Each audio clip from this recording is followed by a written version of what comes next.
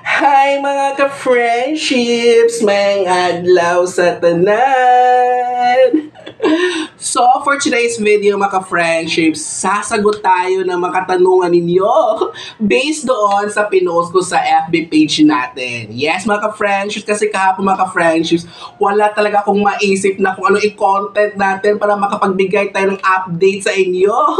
Kaya ang ginawa ng lola ninyo kahapon mga ka-friendships, nag-post sa FB page natin na kung ano ang mga gustong itanong sa akin para magawa natin ng magandang sagot through a video. So, ito na yung mga friendships. Pero, bago natin simulan ng ating content, nako, baka hindi ka pa nakapag-subscribe dito sa ating channel, mga friendships, ha? Mag-subscribe ka na, i-click mo ang bell para mag-notify kayo agad kapag meron tayong i-upload na bagong video. Di ba, mga friendships, first honor kayo doon na makapag-watch sa ating mga latest videos or bagong upload na mga contents natin. So, yan mga friendships. At nako, baka meron kang ka-friendship na may ganitong situation, tanong na hindi mo alam kung paano mo sagutin. So, i-share mo tong video na to para alam din na kung ano ang sagot sa kanyang tanong. Di ba mga friendships? At mamaya, baka magustuhan mo ang ating content. Pakibigyan naman ng like, ha? So mga friendships, sa mga susunoding videos din, mga talagang mga sagot na videos doon sa mga questions ninyo. Kasi itong video natin ngayon ay sagot to sa unang tanong ni Ma'am. Shout out kay Ma'am Len. Yes, kahapon kasi nag-post tayo sa FB page. Tapos, sabi ko, sa mga gustong may mga tanong dyan, comment na sa comment section, tapos gawa natin ng video. Kaya ito ang first video para to sa katanungan ni Ma'am Len. So, nandito yung post, yung tanong ni Ma'am. So, yung question niya ay, good evening, Sir June. No work, no pay po ba kapag sub-teacher? Okay.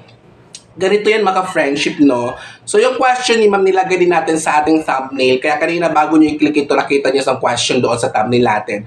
So mga friends, kapag sub-teacher tayo sa public school, same lang po ang computation sa regular o kaya permanent teacher. So ang kaibahan lang po nila mga friendships, no, ay yung benefits at saka mga incentives. Kasi kapag pag teacher, pag nag-sub tayo, hindi man, kapag ang nag-leave, ito kasi karamihan talaga tanong, no? Kapag ang nag-leave or yung, yung pinalit, yung sinaban ay master teacher 1 or 2 or 3, kung ano pa yan, or head teacher man yan, or ano man yan, no? Mga ka-friendships, kapag ganun yung positions nila, ang mga nag-sub po ay hindi po equivalent yung salary or sahod nila doon sa position na pinalitan nila. Kung ang kapantay po natin, kapag sub-teacher tayo, ang kapantay po nating sahod ay yung teacher 1 sa public school kahit ang sinaban nyo po ay master teacher 2 or 1 pa yan. So, ito talaga ang karamihan. Dami talaga nagtanong nito.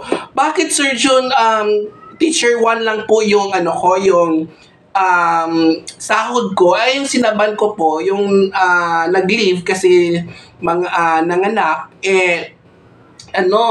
MT2. Magkano ba yung MT2 ngayon? 52,000 plus. Sa 52 something yon. So, ang laki nun kapag, ko, hindi kaya, matitiis mo kaya, tataas yung mga kilay na mga kasamahan mo dyan. Talagang tataas ang kilay na yan. Kasi unang tanong dyan, mga friendship, no, kapag nag-sub tayo, equivalent po natin ang sweldo ng T1. Bakit? Kasi kahit yun pa man ang sinaban natin na MT2 or MT1, hindi mo naman gagawin ang trabaho ng sinaban mo. Ang trabaho mo lang doon sa pag-sub sa kanya ay ang pagtuturo. Yun pong mga ancillaries, yung mga ginagawa niya na pag-check ng DLL, yung pag-observe ng teachers, ipapasa po yan sa kapwa niya empties. Yun po, hindi po niya ipapasa dyan sa'yo. Sige nga, try mo nga isipin din. Kung ikaw ang sub-teacher ka, hindi ka pa naging, applicant ka pa lang, kumbaga, tapos binigyan ka ng division or district na mag-sub ka dito sa school na to for 3 months. Tapos ang sinaban mo ay empty teacher. 2 pa yun super laki ang sweldo nun. Ang MT2, ang hawak na po niyan ay meron na po siyang hawak na 20 teachers. Kasi pag MT1, ang hawak ay 10 teachers. Pag MT2, 20 teachers na yan. I-observe niya, i-check yung DLL. So ngayon, kung ikaw ang bagong teacher, hindi ka pa nasa RQA list ka pa, hindi ka pa na-hire, wala ka pang item, nag-sub ka lang ng 3 months. Sige nga, tatanggapin mo ba yung trabaho niya? Bibigyan ka ng 52,000 tapos bago ka pa lang doon, kahit malaki pa ang sweldo, huwag mo tanggapin. Tataasan ka talaga ng kilay ng mga kapwa mo teachers doon. Pero so far, hindi pa naman yan nangyari. Kung sakali lang naman. So, ang ginagawa talaga dyan ay yung mga teaching loads lang ang ibibigay sa'yo. Kaya, pagdating mo sa school, magtuturo ka lang. Kaya, ang pakapantay ng sweldo mo ay SG11, yung mga T1 teachers. Yun po mga friendships. So, yun lang po. Kung mayroon pa kayong tanong dito tungkol sa content natin ngayon, kung paano ba ang computation ng pag mag-sub-teacher, may bawas ba? Kasi yung iba kasing nasa isip din mga friendships, kapag mga sub-teachers, baka nag-iisip sila na kapag may holidays sa isang buwan, ibabawas yon sa sahod niya sa isang buwan na yan. So, hindi po. Same lang po tayo ang computation, sub-teacher ka man o regular permanent, pareho lang po yon. Walang bawas kapag walang pasok.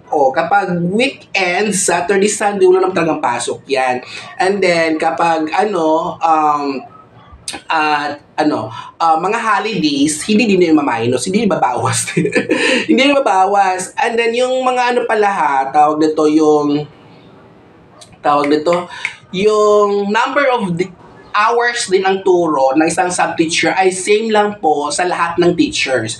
Kung kami mga T1, mga MTs, ganon, ang turo namin ay 6 hours talaga. Pero, required talagang tayo ng 8 hours sa school. Pero yung 6 hours na yon ay para buo yun sa pagtuturo lang. And then yung 2 hours, optional yon. It's either gawin mo yung 2 hours sa school o kaya sa bahay. Kasi yung 2 hours allotted for preparation sa mga teaching materials, yung mga learning materials na kailangan natin gamitin for the following day or next day. Kaya mayroong 2 hours, kaya total of 8. Pero yung 6 hours na yon talaga sub-sub ka nun, wala kang pahinga.